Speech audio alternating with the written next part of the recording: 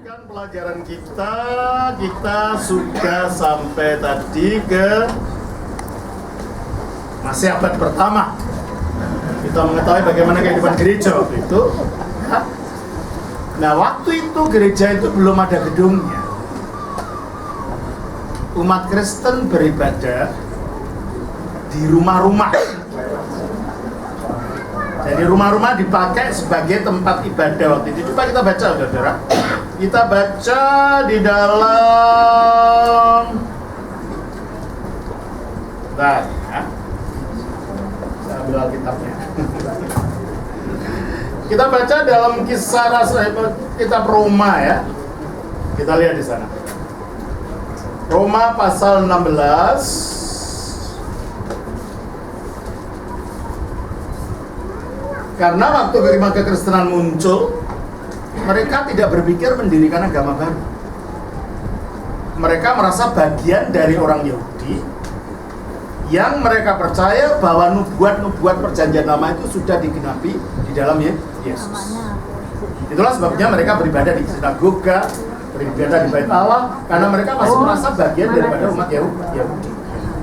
Tapi setelah ketahuan bahwa iman mereka berbeda dengan umat Yahudi baru, mereka diusir. Ya, oleh karena itu setelah mereka diusir itulah, karena tidak bisa lagi beribadah di sinagoganya orang Yahudi, mereka mulai beribadah di rumah-rumah. Ya, coba kita baca dalam Roma pasal yang ke-16.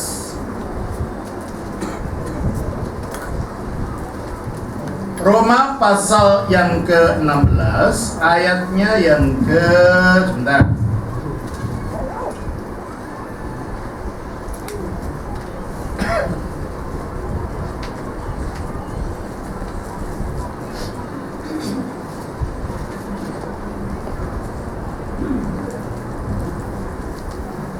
Ayat yang ketiga sampai 5, coba kita lihat di situ.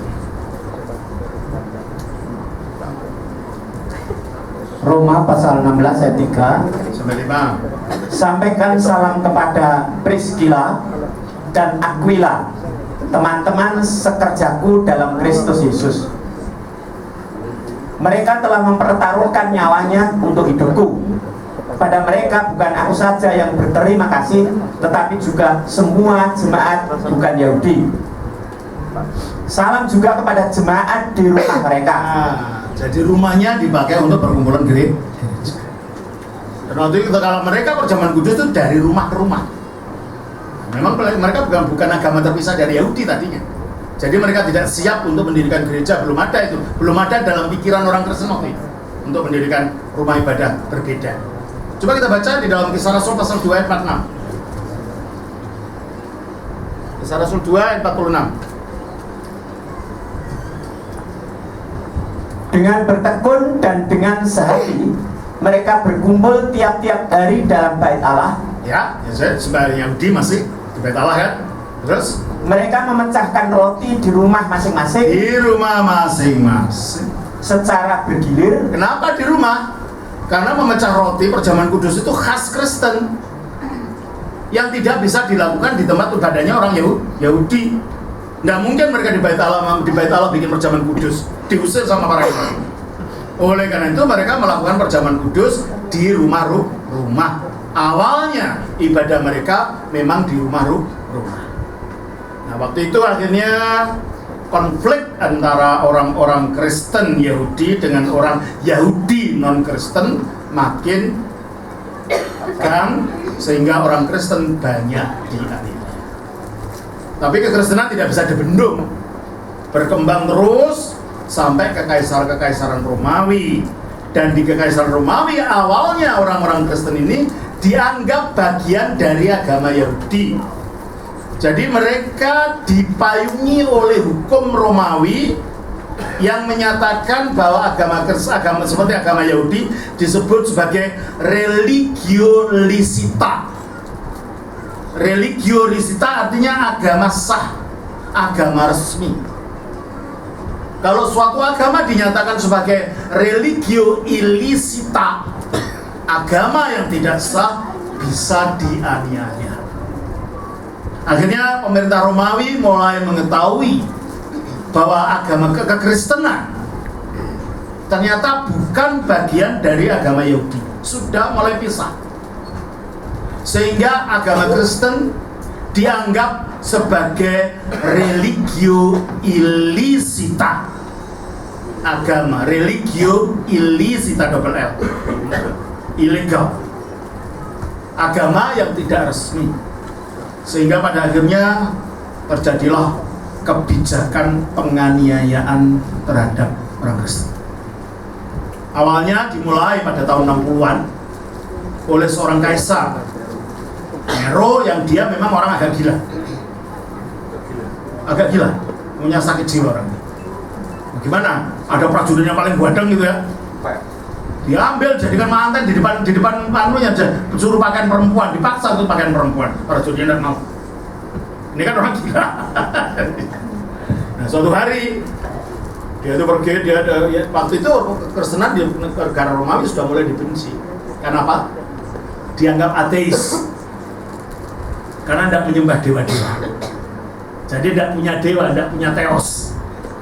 Jadi dianggap, dan tidak punya patungnya dewa di rumah mereka. Saja mereka dianggap ateis, pertama. Yang kedua, pada waktu itu kalau orang ingin menunjukkan loyalitas kepada pemerintah Roma, harus mau membakar dupa menyan di depan patungnya kaisar dan mengakui kaisar sebagai Dominus et Deus, Tuhan dan Allah. Ya orang Kristen mana mau gitu. Ya, jadi orang Kristen dianggap sebagai orang revolusioner, musuh negara yang memusuhi pemerintah. Padahal orang Kristen bukan gitu. Hanya mereka tidak mau menyembah kaisar aja, tetapi menghormati sebagai pimpinan negara, tapi bukan sebagai Tuhan, gitu kan? Dan orang Kristen juga dianggap orang jahat karena suka makan daging bayi. Mengapa? Sebab setiap kumpul mereka minum daging dan darah anak manusia. Jadi orang Kristen tukang makan daging bayi gitu ya. Jadi kalau ada orang Kristen lewat, wah hati-hati itu nanti anakmu dimasukkan karung, dimakan sama orang Kristen di bawah pertemuannya.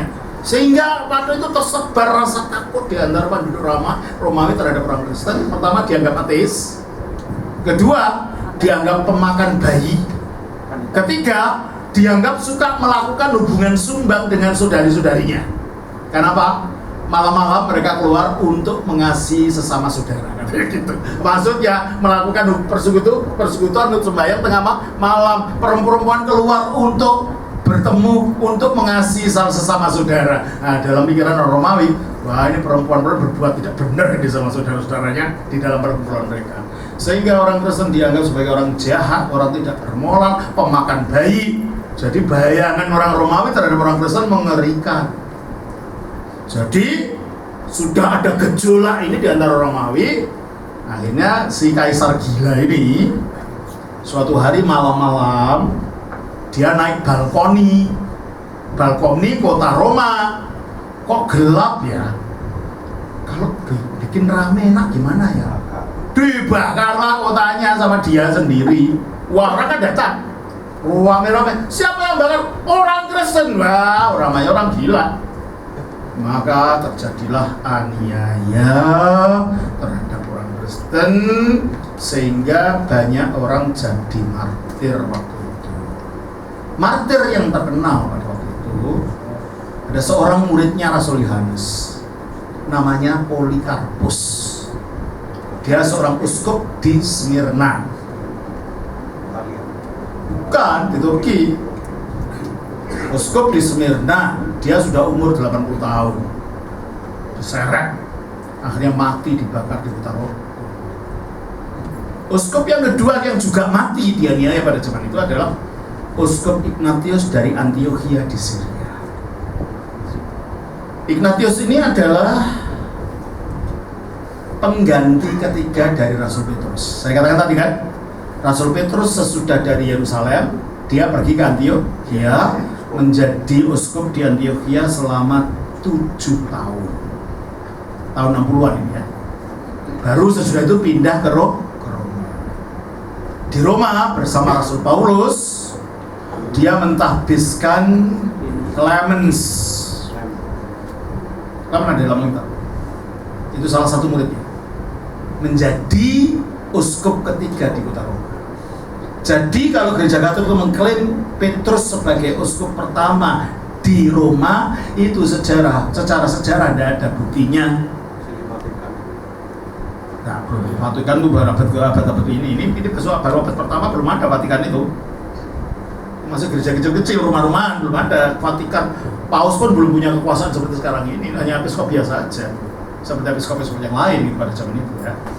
Nah, pada zaman itulah orang-orang ini Ignatius ini adalah salah seorang anak kecil yang pernah diberkati Yesus itu loh. Matius 18 itu Ignatius itu orang yang sekarang jadi Ignatius yang akhirnya dibunuh oleh Romawi ini. Coba kita baca Matius 18 ayat 1 dan 2. Pada waktu itu datang mereka kepada Yesus dan siapakah yang terbesar dalam kerajaan surga? Ayat 2. Maka Yesus memanggil seorang anak kecil dan menempatkannya di tengah-tengah mereka. Ketika besar menjadi uskup Ignatius. Dari mana tahu? Ya dari buku catatan sejarah tadi. Nah, enak kan kalau tahu sejarah kan jadi tahu. Oh ini siapa? Itu tahu jadinya hubungannya apa? Jadi enak kan? Nah itu jadi uskup menjadi pengganti ketiga dari Petrus. Dia akhirnya mati diadu dengan singa lapar, diseret ke Roma, mati dicabik-cabik singa. Tapi dalam perjalanan dari Antioch ke Roma dia diseret-seret jalan kaki, kakinya dirantai. Jauh loh itu, ribuan kilometer, tidak tahu berapa kilometer. Antiochia di timur tengah, Roma di Italia sana, jalan kaki. Penganiayaan luar biasa, makanya saudara kalau kita mengalami penderitaan belum apa-apa bandingkan para martir ini. Kita punya contoh-contoh dari zaman purba, orang yang melayani Kristus sampai mati dibunuh, digorok, jadikan lampu di taman. Tahu nggak? Orang Kristen yang dianiaya itu diberi aspal, badannya dicelup aspal, ditusuk dari bawah sini, ditaruh di taman, kalau malam dibakar jadi lampunya taman.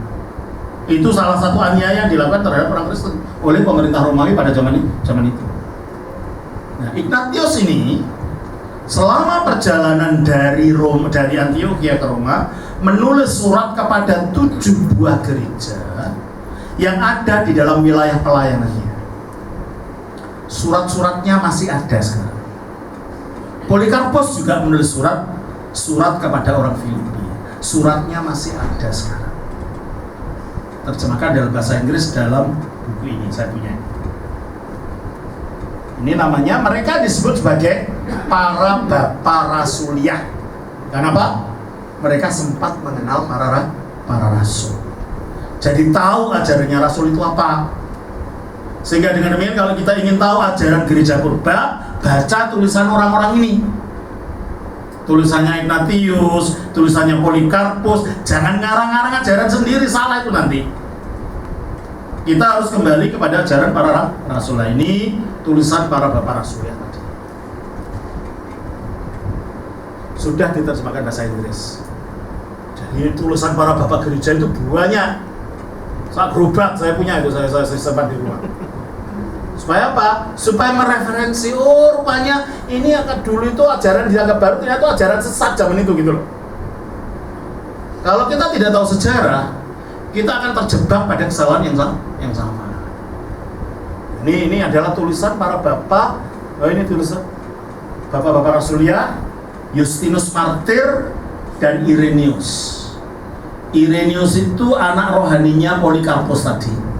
Berarti ini cucu rohaninya Rasul Yohanes. Ini juga menulis banyak, namanya pemberitaan para rasul, ditulis oleh dia. Tadinya pemberitaan secara lisan, diingat oleh Irenaeus, ditulis dalam bukunya ini di sini. Jadi kalau kita tahu ajaran rasul, ya bacalah tulisan para bapak gereja itu meneruskan ajaran rasul yang tadinya diajarkan secara lisan.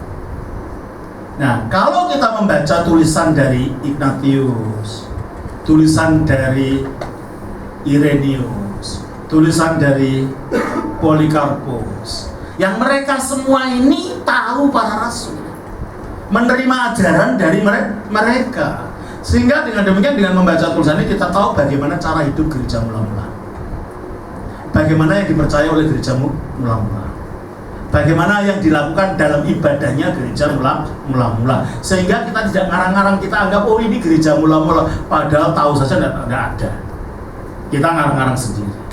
Nah, dengan membaca ini akhirnya kita mengetahui, maka perlu sekali kita mengetahui para bapak apostolik ini atau para bapak rasul. Dan nanti kita melihat bahwa memang ada benang merah, ajaran itu tidak putus, diteruskan sampai para bapak-bapak berikutnya. Ya, itulah oleh karena itu kalau dalam gereja timur di Jawa Barat, yang sejarahnya memang tidak putus dari zaman Rasul. Para bapak itu peranannya penting. Sebagai apa? Sebagai mata rantai kepada para rasul. Sebagai jembatan untuk mengetahui ajarannya para rasul, sebab para bapak itu tidak mengarang ajarannya sendiri, meneruskan dan menjelaskan ajarannya para rasul. Ya, jelas ya. Nah, pada zaman ini penganiayaan ini akhirnya berlanjut. Jadi pada zaman abad kedua ini para rasul ini yang mati adalah siapa tadi? Polikarpus dari Smyrna. Lalu ada lagi yang kita sebut sebagai Ignatius. Zaman para rasul, para bapak gereja berhenti. Gereja tetap dianiaya. Mulai dari siapa tadi? Kaisar Nero, Kaisar Trajanus, Kaisar Decius, semua Valerius ini menganiaya gereja selama 4 abad. 400 tahun gereja dianiaya, kitab-kitabnya diambil, tanahnya disita, orangnya dibunuh, ya. Jadi aniayanya luar biasa.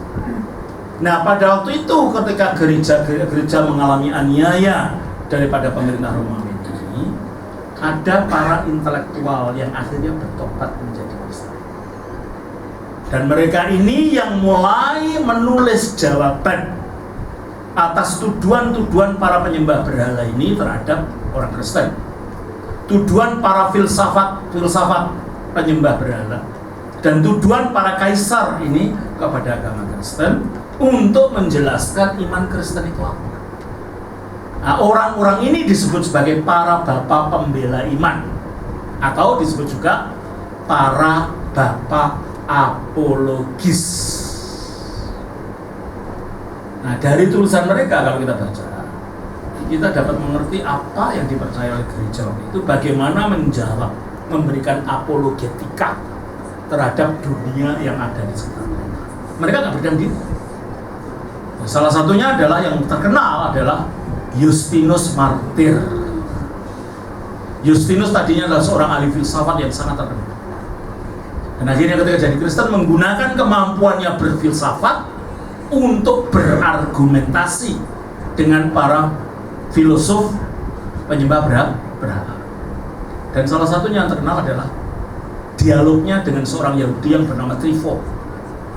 Dan di situ menjelaskan bagaimana orang Kristen memahami waktu itu perjanjian lama itu bagaimana, orang Yahudi itu bagaimana sikap gereja pada zaman itu menghadapi orang-orang itu. Jadi sesudah zaman para bapak apostolik, abad kedua itu kita menginjak para bapak apologis. Mengapa disebut bapak? Pada waktu itu, dan makanya sekarang di Indonesia kita terjemahkan ke dalam bahasa Jawa jadi Romo itu dari sebutan pater, karena para gembala gereja itu bukan hanya sekedar guru yang dibayar, mereka juga menjadi bapak rohani bagi umatnya. Dan Paulus mengatakan bahwa dia adalah seorang bapak bagi orang Korintus. Coba kita baca di dalam 1 Korintus 4 ayat 15. 1 Korintus 4 ayat 15. Sebab sekalipun kamu mempunyai beribu-ribu pendidik dalam Kristus, boleh punya guru banyak, belajar boleh, tapi kamu tidak mempunyai banyak bapa, karena akulah yang dalam Kristus Yesus telah menjadi bapamu oleh Injil yang kuberitakan kepadamu. Nah, hubungan antara umat dan gembalanya zaman itu adalah hubungan seperti anak dan bapak, sehingga gembalanya memang disebut bapak rohani, maka dibedakan. Kalau orang biasa panggil bapaknya itu bapak, kalau panggil bapak rohaninya itu pater. Makanya kenapa di Indonesia saya terjemahkan Romo, bukan karena saya mengikuti umat Katolik, enggak. Sebab Romo memang sudah tidak digunakan lagi orang Jawa. Nah, kalau bapak nanti keliru, apa anakmu itu anak? Enggak, bukan anak biasa, bukan anak sungguhan kok.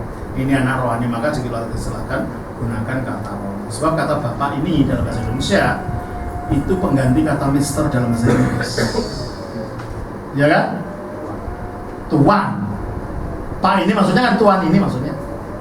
Kalau saya memanggil Pak ini bukan berarti saya anaknya, enggak. Artinya ini tuan sebagai penghormat. Oleh karena itu tidak digunakan kata bapak, sebab di sini hubungannya memang hubungan bapak anak. Paulus pun menyebut Timotius anakku. Kalau Timotius disebut anakku oleh Paulus, Timotius jawab memanggil apa pada Paulus? Ya bapak, Romo. Nah itulah sejak zaman purba cara panggil umat kepada gembalanya, kepada presbiter ini dipanggil dengan kata pater dalam bahasa Yunani atau bahasa Latin, atau abuna dalam bahasa Arab, atau abba dalam bahasa Ibrani, abi. Nah, di Indonesia kami menerjemahkan penggunaan dari zaman purba itu, kami gunakan istilah Romo supaya tidak kacau dengan bapak dalam arti bapak fisik. Ini hanya bapak ya. Baik. Jadi itulah, jadi mengapa disebut para bapak dari zaman dulu menyebutnya memang gitu. Dari zaman sejak zamannya Paulus ini. Gembala menyebut bapak-bapaknya sebagai bapak dalam arti bapak rohani. Nah, makanya disebut oleh bapak-bapak gereja. Nah, di antara para bapak pembela iman atau para bapak apologis ini, yang paling utama adalah Justinus Martir tadi, yang wafat sekitar tahun 165 Masehi. Abad kedua sudah ya. Beliau wafat tahun 165 Masehi. Juga Quadratus dari Athena, dari Yunani. Jadi ingat ini, Bapak Justinus Martir, Quadratus dari Athena, Athenagoras dari Athena, Melito dari Sardis. Ya, Melito dari Sardis wafat sekitar tahun 190. Melito dari Sardis ini wafatnya tahun 190. Lalu Theophilus, episkop dari Antioquia, wafatnya juga tahun 190.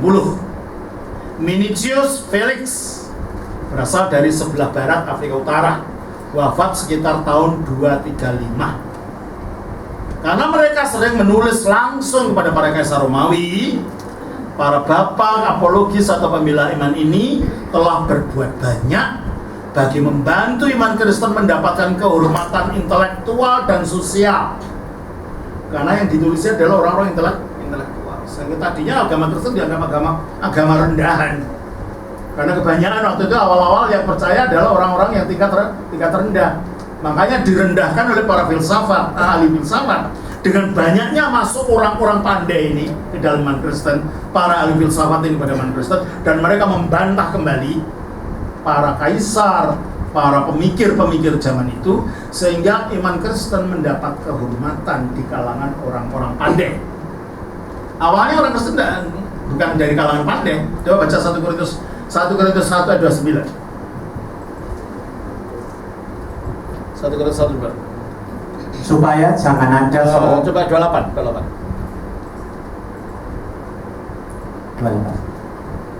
Dan apa yang mulai 27 deh. 27. Oke.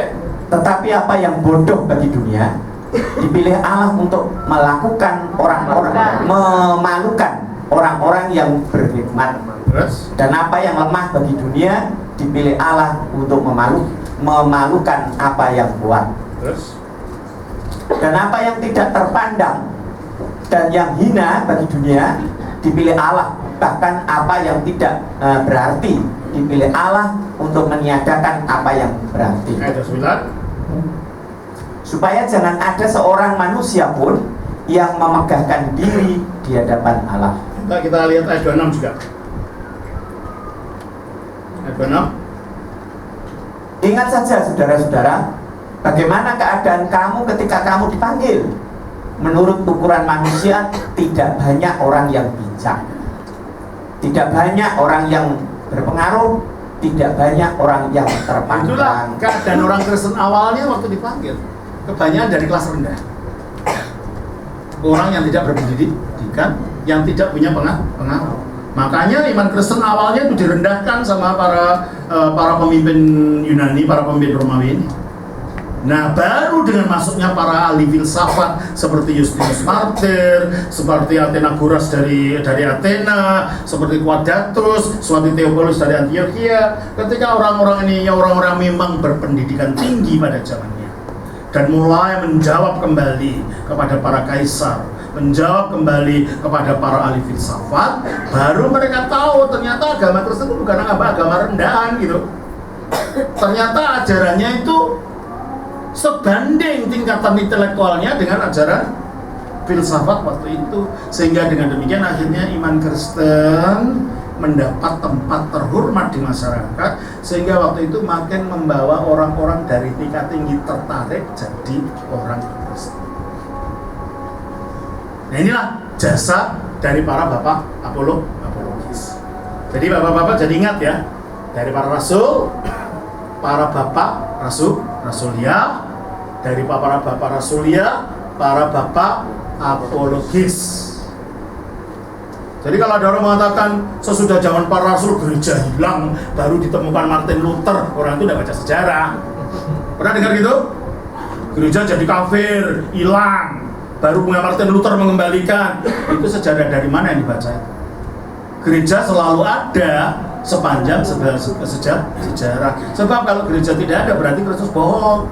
Allah maut tidak dapat mengalahkannya. Kalau gereja sampai hilang berarti Allah maut mengalahkan gereja. Berarti janjinya Kristus tidak benar. Kita percaya janjinya Kristus atau teori orang kayak begitu gitu loh. Katanya gereja menjadi kafir sesudah Konstantinus jadi Kristen. Nah, kita pelajari nanti. Konstantinus bikin apa? Makanya kita jangan mendengar kata orang. Itulah sebabnya ini buku sejarah ini akan saya tuliskan. Nanti itu menjadi seri yang kedua dari buku ini. Saya ingin nanti semua umat Kristen, pimpinan Kristen punya ilmu gitu loh. Jangan jadi pendeta bodoh-bodoh.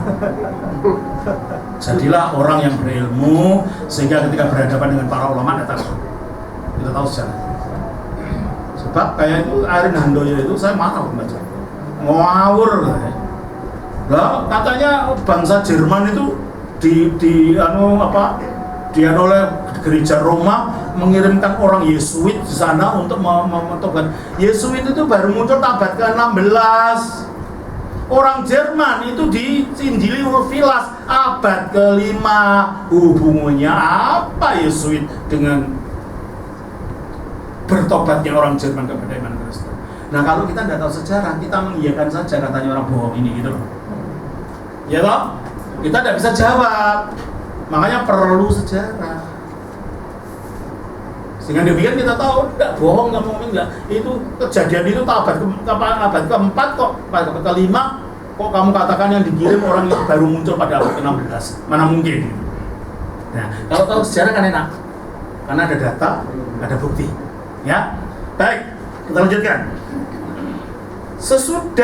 Pada saat ini saudara, gereja Roma ini untuk pertama kalinya pimpinannya mulai ingin menguasai gereja-gereja ini.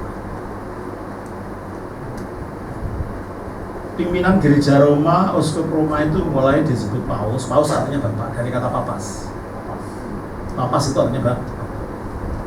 Nah, padahal itu mulai ada 3 pusat kekristenan setelah bersumber yang menjadi pusat penting di barat Roma, di timur itu di Alexandria di Mesir. Kan belum ada itu, baru abad ke-5 itu, abad ke-4. Ini saya masih bicara pada zaman ini, abad zaman pertama, kedua dan ketiga. Yang menjadi pusat waktu itu baru 3. Roma di barat, Alexandria dan Antioquia di timur.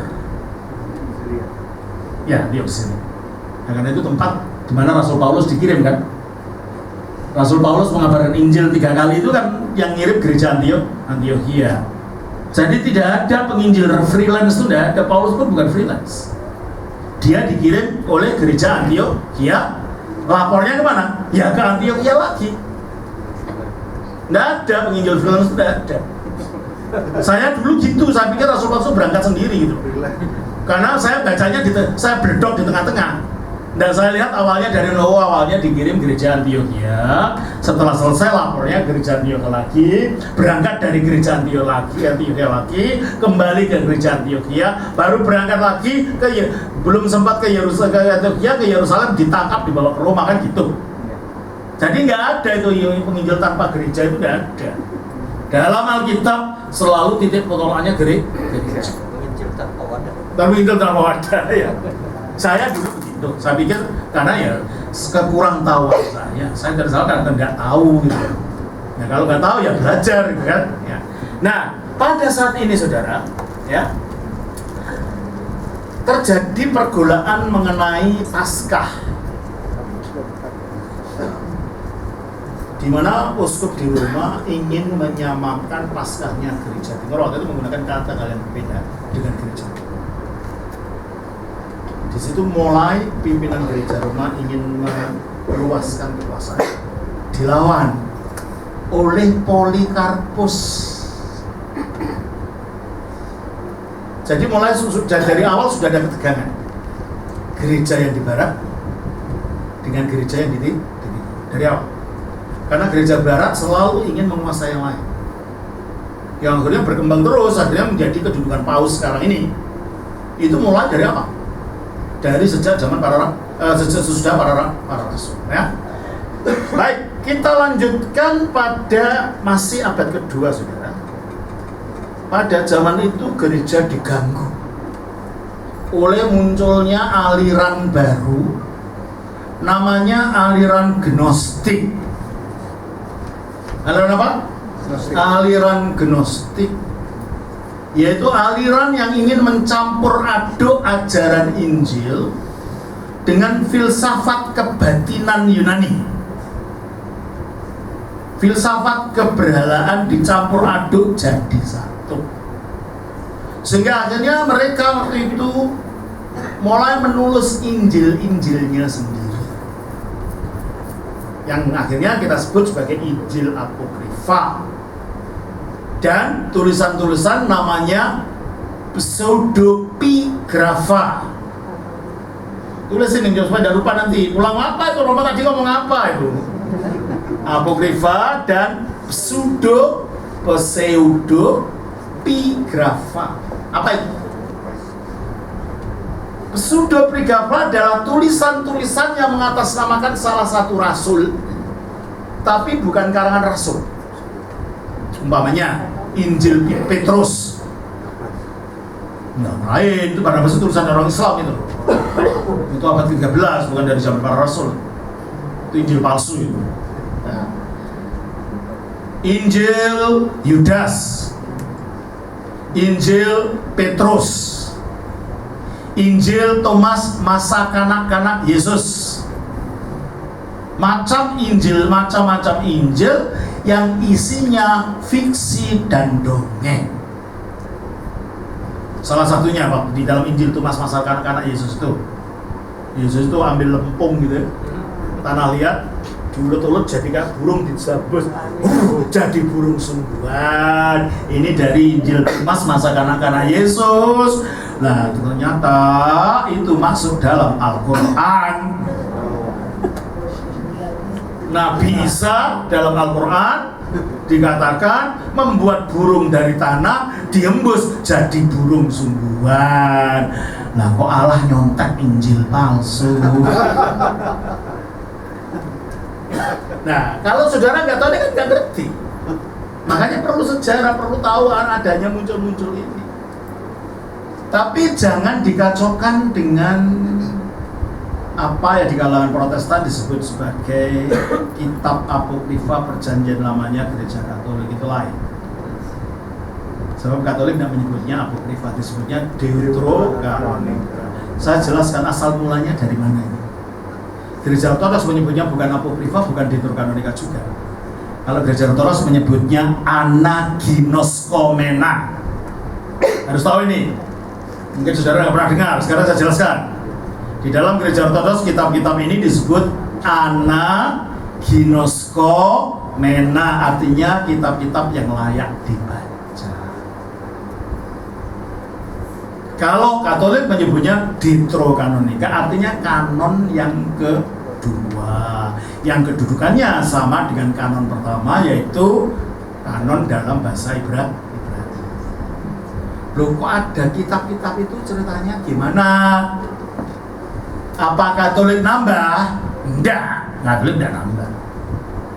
Apa Protestan mengurangi? Itu Katolik, tujuan Katolik enggak, Protestan juga enggak mengurangi. Nah, makanya harus tahu sejarahnya gimana supaya kita tidak nuduh ngawur hanya kata orang gitu kan. Sejarahnya begini, saudara. Munculnya kitab-kitab tadi pada tahun kira-kira 300-an, seorang raja Yunani bernama Alexander Agung, berasal dari Makedonia, Yunani Utara. Selalu ada peperangan dengan Shah dari Persia. Karena wilayah Turki itu tadinya miliknya Yunani, direbut sama orang-orang Persia. Sehingga terjadi pertempuran antara kekuasaan Yunani ini dengan kekuasaan Persia. Anak bapaknya namanya Filipus.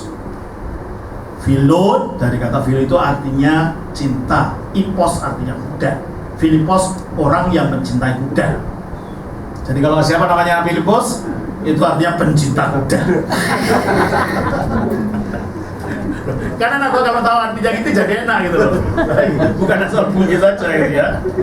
Nah, waktu itu dia mulai menyebar, mau mengalahkan Persia, mengambil alih miliknya. Tapi karena kekuasaan itu enak, dia merasa tidak cukup hanya merebut wilayahnya. Dia ingin mengalahkan wilayah-wilayah yang juga diperintah oleh Persia. Akhirnya dia ke Palestina dikalahkan, Syria dikalahkan, Mesir dikalahkan, Babylon dikalahkan. Akhirnya dia merangsek sampai ke Persia dan ke barat India. Kaisar Darius dikalahkan. Dan ternyata Kaisar Darius waktu itu juga punya selir laki-laki. Namanya Baguas. Bagus. Enggak, Baguas. Orangnya memang bagus, maksudnya. Dia penari istana. Nah, kok kebetulan si Alexander itu orangnya juga sama. Direbutlah Baguas itu jadi selirnya dia gitu. Setelah Darius dikalahkan. Nah, tapi karena si Alexander ini masih muda, umurnya baru 30 waktu itu, sudah berkuasa jadi kaisar begitu luas dari timur sampai barat. Dia perlu punya keturunan. Akhirnya kawin dia dengan seorang putri namanya Putri Roxana. Putri Roxana ini dari kota namanya kota Jakartes, sekarang di Afghanistan. Cantik sekali gitu. Tapi tidak pernah disentuh gitu loh. Sehingga Baguas putri ini marah-marah sama Baguas gitu. Sering marah. Jadi akhirnya dia nggak punya anak si Alexander ini. Nah, kenapa? Bercengkeramanya selalunya dengan Baguas, bukan dengan Roxana. Dikalahkanlah daerah India namanya Gandhara. Kalau di Mahabharata itu rumahnya Sangkuni sama Dewi Gendari. Jadi wilayah sana itu dikalahkan sama Alexander Agung. Dikalahkan, tapi akhirnya dia sakit, tidak tahu sakit apa. Akhirnya dia sakit, katanya sakit panas di Babylon. Dia mati mendadak tanpa meninggalkan anak, tanpa meninggalkan pengganti, sehingga akhirnya 4 jenderalnya saling berebutan kekuasaan. Wilayah Alexander Agung yang dalam Al-Quran disebut sebagai Iskandar Zulkarnain, yang katanya nabi, kalau dalam Al-Quran surah 18 itu katanya nabi. Lawang itu muridnya Aristoteles, penyembah dewa Apollo, kok nabi apa? Itu yang disembah itu dewa Apollo, bukan Allah. Tapi kalau di Quran dia menyembah Allah gitu loh. Ya. Nah, akhirnya kerajaannya pecah jadi 4 jenderalnya ini. Salah satunya Mesir, Syria termasuk Palestina, Babylon, Roma. Jadilah 4 kerajaan mantan daripada wilayah Alexandra. Nah, pada waktu itulah karena yang memerintah adalah orang-orang Yunani, bahasa Yunani juga berkembang, bercampur dengan bahasa-bahasa Asia dan daerah timur ini, sehingga bahasa Yunani ini berbeda dengan bahasa Yunani klasik. Ini disebut bahasa Yunani Koine. Dan bahasa inilah yang akhirnya digunakan untuk menulis perjanjian baru. Jelas ya? Jadi perjanjian baru ditulis dalam bahasa Yunani Koine ini yang saya baca tadi. Itu adalah bahasa Yunani yang berkembang di wilayah-wilayah di mana Alexander Agung meluaskan kekuasaannya. Nah, mengenai kitab-kitab yang akhirnya di kalangan Protestan disebut apokrifa, di kalangan Katolik disebut sebagai Deuterokanonika, di kalangan Ortodoks disebut sebagai Anaginos Genomen. Tadi ceritanya begini. Setelah jenderalnya si Alexander ini menguasai Mesir, pada saat itu yang menjadi Fir'aun di Mesir itu orang Yunani. Gelarnya masih Fir'aun, tapi bukan orang Mesir, orang Yunani. Nah, saat ini ada seorang Fir'aun Yunani namanya Ptolemeus Soter. Ptolemeus Soter ini melihat bahwa di banyak rakyatnya ini banyak orang Yahudi yang berimigrasi ke Mesir.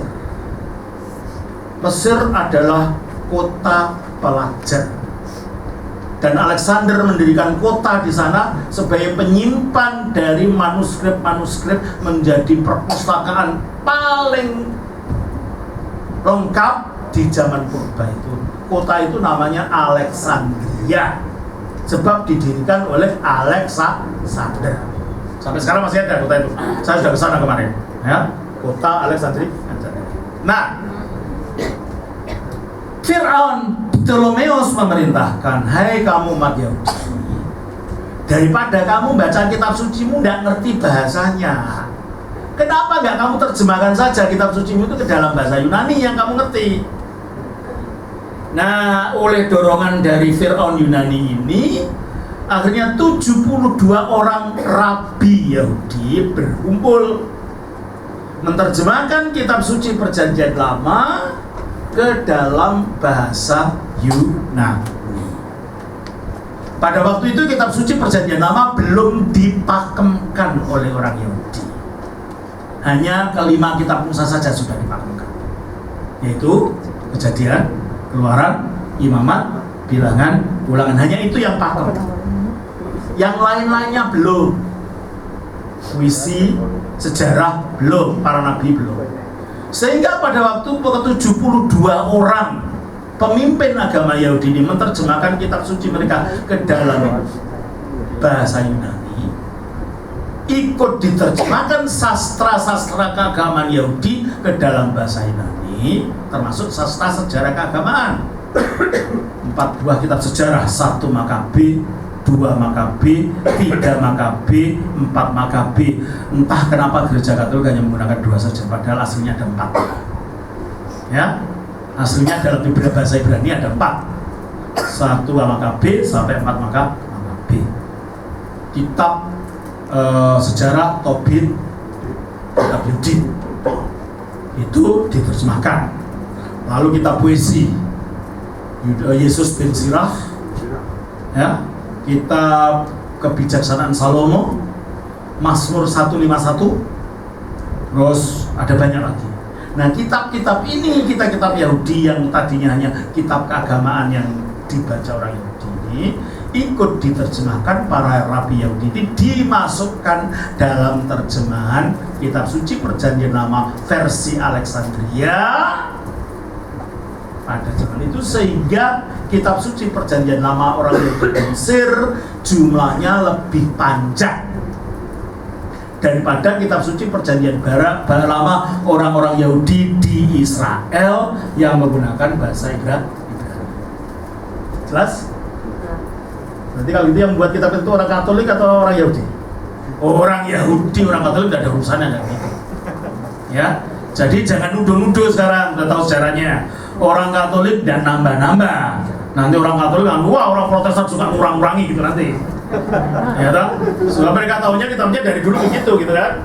Nah, akhirnya saudara, apa yang terjadi?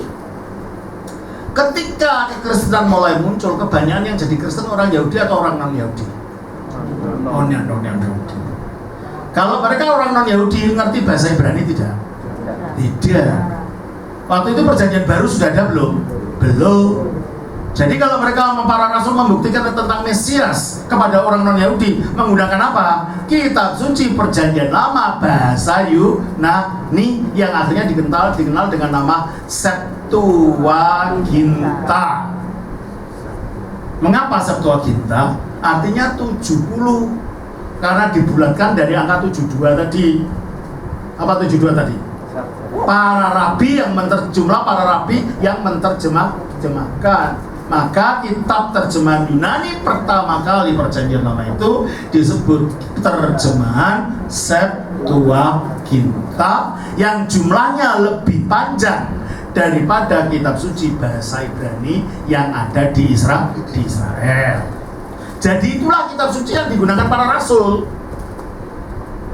Gereja purba berarti menggunakan kitab lebih panjang atau kitab lebih pendek? Lebih panjang. Setelah mengetahui ini, kita harus malu kalau nuduh-nuduh orang Katolik gitu loh. Sebab mereka tidak nambah, mereka terima dari sejarah. Terus akhirnya pada tahun 90, para rabi Yahudi marah karena orang Kristen menggunakan kitab suci mereka dalam bahasa Yunani itu untuk membuktikan bahwa Yesus itu Mesias, padahal menurut mereka Yesus itu tukang sihir, lahir dari hubungan tidak sah antara Maria dengan seorang tentara Romawi namanya Ben Pandera.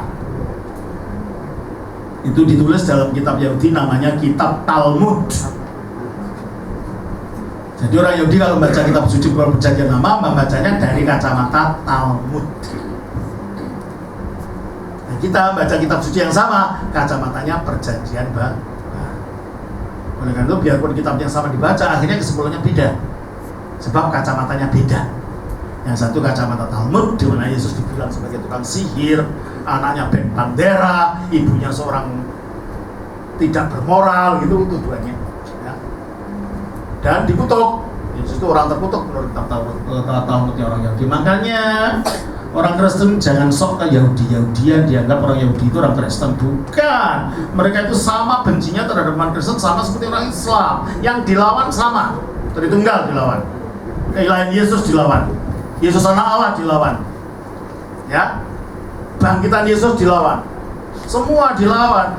Kalau orang Islam melawan orang Kristen, isinya sama dengan orang Yahudi melawan orang Kristen. Jangan mentang-mentang mereka Yahudi lalu di berbondong-bondong ikut apa hari raya pondok daun di sana. Ngapain? Bikin pondok daun sini, daun pisang di situ aja. Jauh-jauh bayar pondok daun ke sana. Ngapain? Itu sama saja seperti kita pergi ke Mekah ikut hari raya Idul Adha. Sebab itu agama berbeda, agama Yahudi itu bukan agama Kristen. Itu menyangkal iman Kristen. Saudara harus tahu ini. Sekarang ada orang sok ke Yahudi-Yahudian karena tidak ngerti ini. Dan akibatnya apa? Akibatnya orang tidak ngerti ini, terkecoh. Ada seorang rabi sekarang di Jakarta, namanya Rabi Tovia Singer. Rabi Tovia Singer itu bikin seminar-seminar di Jakarta, menggoyahkan iman orang Kristen, mengatakan perjanjian baru sudah tidak benar. Kemarin itu ada 200 orang Kristen Papua memeluk agama Yahudi akibat ini. Hati-hati. Sekarang harus nama Yahweh. Ini salah satu taktik mereka. Salah satu taktik orang-orang Yahudi pelan-pelan masuk ke agama Kristen untuk mengacaukan pikiran orang Kristen. Jadi kita harus tahu orang Yahudi, agama Yahudi mentang-mentang menggunakan kitab suci yang sama, tapi bukan masalah kitab sucinya, cara mereka memandang kitab sucinya, isinya yang beda. Jelas ini ya?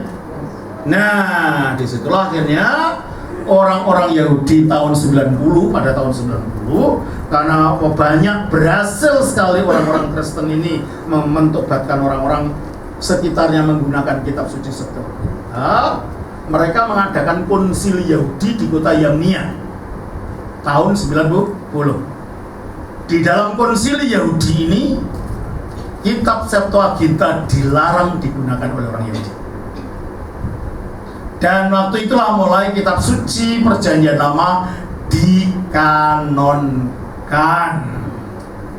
Bentuknya adalah apa yang kita gunakan di kalangan Protestan itu kanon yang datang kemudian. Septuaginta lebih dulu diterima. Loh, bagaimana kok akhirnya gereja Protestan menolak ini, menolak kitab-kitab itu? Kalau itu memang dipakai oleh dari gereja semua. Itu dari Amerika munculnya gerakan pietisme di Amerika yang anti Katolik. Karena anti Katolik akhirnya mereka mengatakan kalau gitu kitab yang digunakan orang Katolik jangan digunakan. Gunakan Yahudi saja. Akhirnya kitab-kitab itu dibuang oleh orang Katolik, tidak digunakanlah kanonnya orang Yahudi. Padahal Luther pada waktu reformasi Protestan dia menerjemahkan Alkitab termasuk Deuterokanonika ini ke dalam bahasa Jerman. Hanya kalau dari Katolik kitab Deuterokanonika diletakkan di tengah-tengah di antara kitab Perjanjian Lama, Luther tidak. Deuterokanonika kan dikumpulkan, ditaruh di tengah-tengah di antara Perjanjian Lama dan Perjanjian Baru. Jadi yang kita sebut kitab Katolik di Indonesia itu sebenarnya itu dari Luther. Jelas ya? Itu bukan susunannya kitab Katolik, itu susunannya Martin Luther gitu loh. Ada Perjanjian Lama, Deuterokanonika, Perjanjian Baru. Itu bukan susunannya kitabnya orang Katolik yang asal itu dari Martin Luther. Jelas sekarang ya? Nah, di dalam gereja Katolik, karena itu dianggap kanon kedua, mereka boleh menggunakan ayat-ayat dalam kitab-kitab ini sebagai dogma. Contohnya dogma api penyucian itu diambil dari kitab 2 Makabe. Ya, gereja Ortodoks menolak ajaran itu. Gereja Ortodoks tidak percaya ajaran api penyucian. Dan gereja Ortodoks mempunyai sikap bahwa kitab-kitab ini hanya layak dibaca, tidak boleh diambil sebagai landasan dogma. Oleh karena itu ketika gereja Roma Katolik menggunakan ayat-ayat ini sebagai landasan dogma tentang api penyucian, di mata gereja Ortodoks itu landasan yang tidak sah. Sebab kitab ini bukan bagian dari layak dibaca, tetapi tidak bisa digunakan sebagai landasan dogma. Ini salah satu bedanya apa itu? Kita tidak percaya pada ajaran api penyucian karena nggak ada dasarnya. Dasarnya nggak ada. Itu perkembangan filsafat dalam gereja Katolik. Itu salah satu contoh. Ya, bagaimana sikap dari 3 kelompok keluarga Kristen ini. Jadi sekarang kalau lihat kekristenan jangan hanya 2, Katolik, Protestan, tidak ada 3 sekarang. Katolik, Protestan, dan Ortodoks. Sebab Ortodoks bukan keluar dari zaman Reformasi, jadi bukan termasuk Protestan. Ya toh? Dan bukan pula bagian dari gereja Roma Katolik. Itu berasal dari zaman asli para rasul. Jadi kekristenan itu ada 3 blok besar. Blok paling kuno yaitu gereja Ortodoks, blok barat yaitu gereja Roma Katolik, lalu denominasi Protestan. Jelas ya? Jadi saudara-saudara sekarang bisa membuat peta di dalam pikiran ini. Nah, Bapak Ibu, ya. Karena sudah masuk pada sesi pertanyaan, jadi suatu saat nanti kita lanjutkan. Terserah panitianya dilanjutkan dah ini. Mau dilanjutkan Bapak Ibu? Ya, nanti bikin lagi. lagi. Ini baru abad pertama dan kedua loh ini ya. Sudah memakan 4 tahun 40. Dan mungkin waktu itu buku sejarah